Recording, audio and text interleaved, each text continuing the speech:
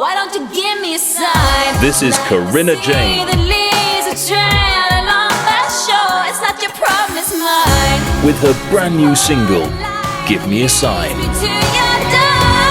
While the world still spins, As featured on BBC Introducing. it's just the way it's gotta be. Give me a sign about the things that we don't know. Why don't you give me a sign? Corinna Jane, Give Me a Sign. Out now. It's not your problem, it's mine.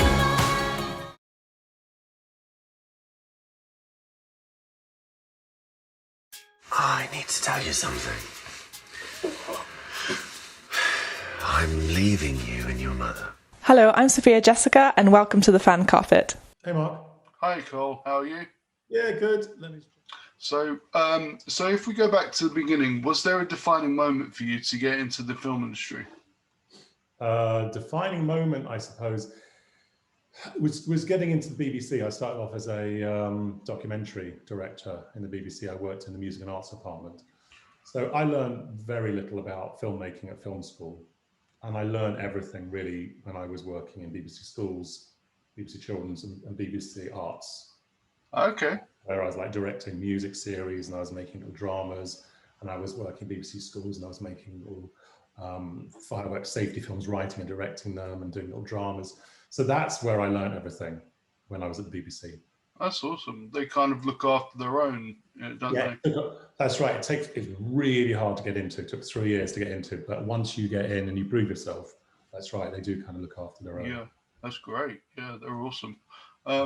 So what was it about I'm Not in Love that enticed you to get involved to bring the story to the screen?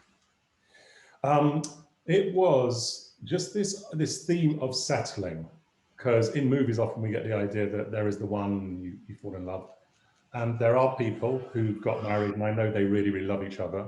But there are also some people who I know it was a bit of a journey to get to decide to get married, and I found that interesting. The kind of more unromantic version of proposing and marriage. Right. Okay. Yeah, because a lot of rom-coms seem to just stick with the like the build-up, and they don't actually go into the realistic side of what is actually like. Yeah, often rom-coms leave, don't they, at that point where they go, yes, I will commit to you, but you don't see what life's like afterwards. Often, not always. Yeah, often. Yeah. It's an interesting thing to explore more. I think I like rom-coms. Oh, good, yeah. And I don't even know, structurally it's a rom-com. I don't know if the film's a rom-com. I don't know what you feel structurally is, but I think it's more of a character piece about a person who's just going on this journey to try and make a decision.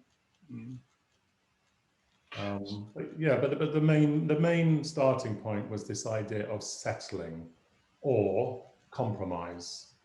And this idea, can you choose to make someone the one rather than it being a fluttery feeling in your stomach? Can it almost be an intellectual thing? Can you try and make someone the one? Great. Now, you've obviously assembled a terrific cast with Al Weaver and Sinead Matthews and everyone else around them. Can you talk about that process? Yeah, so I was writing this with Rada for a long time, and for a while I didn't know who the lead would be. I'd worked with Al before, but as it took such a long time to make, Al got older and older, so he was the right age, which was late 30s. So everything revolved around Al, and when Rada and I were writing it, all the time we were kind of thinking about Al, what would Al say, and we were kind of picturing Al in it. And then we got a casting director called Cristina Catalina, who's originally from Hungary, because we knew we wanted someone Romanian, Polish, someone Eastern European. We didn't want someone faking the accent. So Cristina found us Cristina Catalina, who plays Marta, who's the female lead. And I think she's sensational. With Tessa Peake Jones, who plays Rob's mum, that was an Al suggestion because he'd always wanted to play son to Tessa. And I was delighted. When he suggested it, I was really, really delighted. I remember doing the first rehearsals with them and it was just amazing. They were just brilliant together. Sinead was someone who, again, Al had suggested, Al Weaver. And I saw a showreel and I thought, I really want her to be in the film. So went to see her in a play and she was up for doing it. And then when I went to see her in the play, I saw Rosalind Eleazar, who was in it, and I asked her if she'd like to play one of the parts. She was amazing. Gabrielle Creevy was a suggestion of the casting director, Cristina Erdely, and Gabrielle is just amazing actress. I don't know if you've seen In My Skin, the BBC drama, BBC Three. She's just... No, I haven't. I haven't seen that. John Henshaw I'd worked with before. He's one of my absolute favourite British character actors. I love John Henshaw. John Henshaw is just one of our very special talents. James Lance, I'd always wanted to work with him, and luckily he was up for being in it. So it was some suggestions of Al, quite a few suggestions of Al's. Some from the casting director, some from my first assistant director, Adrian Taus, who suggested Sunil Patel to play Sunil. So yeah, and it was some of my favourite actors as well. Wonderful, wonderful. Do you have any memories from set that will stick with you for the rest of your career? I do remember shooting what's the final scene in the film, and it was a very audacious thing to do. I don't know if it's 4 minutes, 4.5 minutes, but it's all one long developing shot. And I do remember thinking, I think we're getting there, but who knows if it's going to work, because every single beat has to be perfect, and it's the most important scene in the film. And I do remember doing about, I don't know, 8 or 9 takes. I remember Al, I thought we got it, and Al said, let's try something else, and it just got better. And that's the overarching best memory for me, was nailing that scene. And we had loads of people around the monitor, some people were crying, and I thought, yeah, this is good. This is really, really awesome. Awesome. Are there any genres that you haven't done yet that you'd like to? Yeah, all my films have been relationship comedies, and they've all been kind of rites of passage. And I'm now writing something set in the past in London, which is a kind of road movie. But again, it's got that kind of wry comedy to it. But it's a different thing. So is comedy where you want to stay as a filmmaker? Yeah, I like drama meets comedy. I like dramedy. Right. And for me, there's always drama behind comedy. There's always some sort of maybe pain behind comedy and comedy behind pain. So there's always that fine tune between the two, drama and comedy. Yeah, they work hand in hand together. Yeah. Okay, awesome. Where am I? Are there any other aspects of the film industry that you'd like to pursue? Yeah, I'd like to do intelligent comedies, direct intelligent comedies, and I'd also like to direct big romantic comedies as well. So similar kind of territory, but on a bigger scale. Okay. I'm always looking for scripts. I'm always looking for something to try and make. Excellent. Writing stuff. Excellent. So obviously we're in very unprecedented times at the moment. Is there anything that you're looking forward to getting back to once it's safer to do so? I'm looking forward to getting back to just seeing people, going to the pub, going out for meals, catching up. We go to cinema, going to concerts, going to shops, all of that. Yeah. Cool. Yeah. Well, things are starting to open up. Slowly, yeah. Yeah. So yeah, hopefully soon we'll be getting back to some sort of semblance of normality. So who inspires you in the industry? Who inspires me? Different filmmakers. There was an amazing film called An Easy Girl by Rebecca Zlotowski. It's on Netflix. That was incredible. Kelly Reichardt's Old Joy. She's an amazing filmmaker. Noah Baumbach's Greenberg. He's often incredibly inspiring. Mia Hansen Love did Things to Come, which is an amazing film. So often I think French and American filmmakers, indie filmmakers, Abbas Kiarostami, always inspired by him. Mid-period Woody Allen. Some Alexander Payne movies. Satyajit Ray.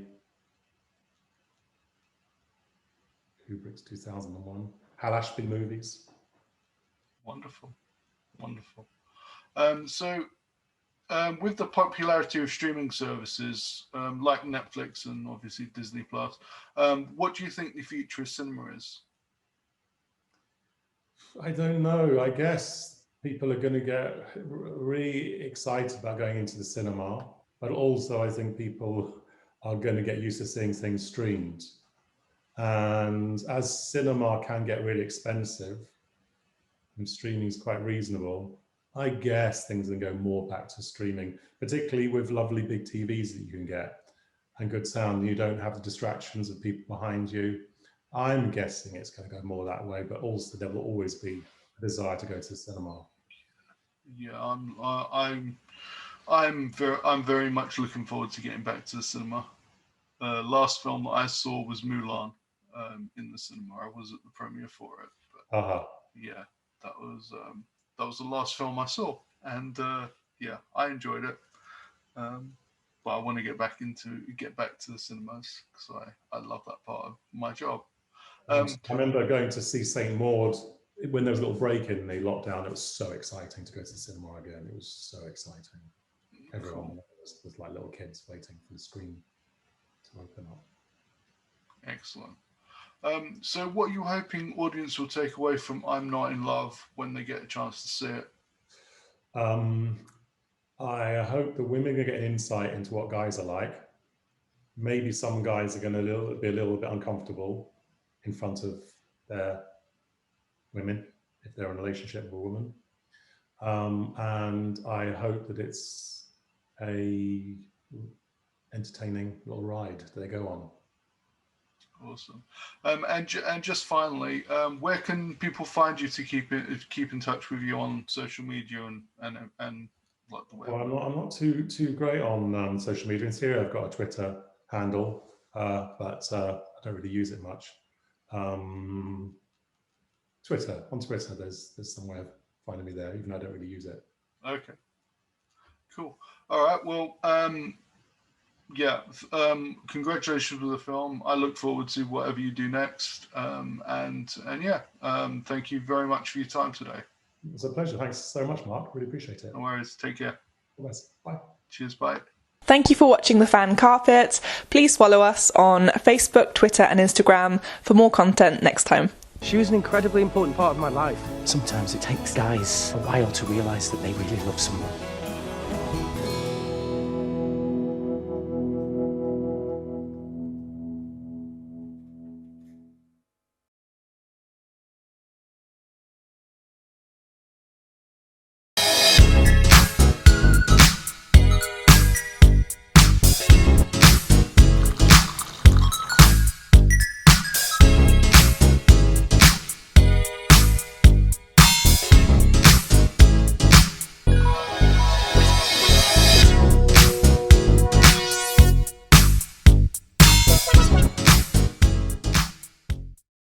I'm here on the largest of the Balearic Islands, Mallorca, with the turquoise waters of the Mediterranean Sea, beautiful mountainous landscape, the thriving city of Palma, quaint little market towns, a growing number of luxury hotels.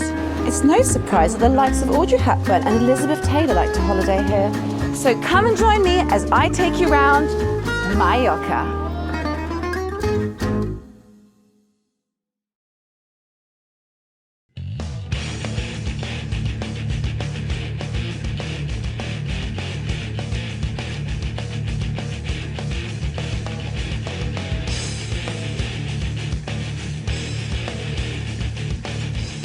Thank you for watching The Fan Carpet. If you like this video, be sure to click that thumbs up button at the bottom of your screen.